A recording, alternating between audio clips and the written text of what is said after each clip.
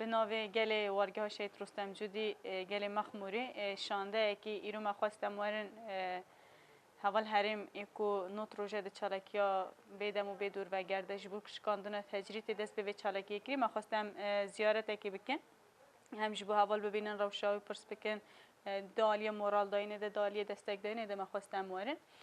دوارگهش بر سیستم اوی ام گشتی سازین میون که دوارگه ده هنه ام بجن شاره داریه مجلس ها جن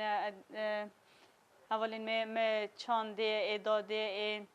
همه سازین میون که مجلس می سامتانه گشتی خباتکار میون که دوارگه رجه دیگره دبن سیستم کنفدرال ده هر نه کمیته میون که هاتی آوا کرن ایرو تمثیل خواه به مجلس آگشتی را بره و بریا مجلس آگشتی را ایرو ام هاتم ور ما خواستم حوال هرم زیارت بکن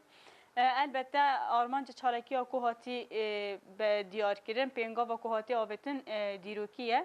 ام جبر خدان 14 تیرمه 82 دزانن ام جون تای لشکری تکوشینا کل همبری جون تای سال 80 دهاتی کردن دبینن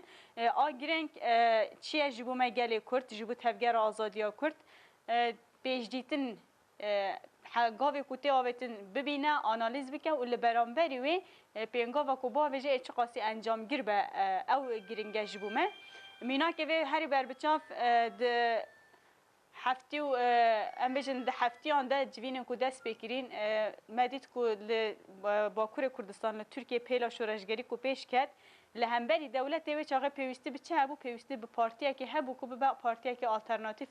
دورده پارتیا کارگر کردستان پکه ویا دیت و پنگا و پیوست هات آویتن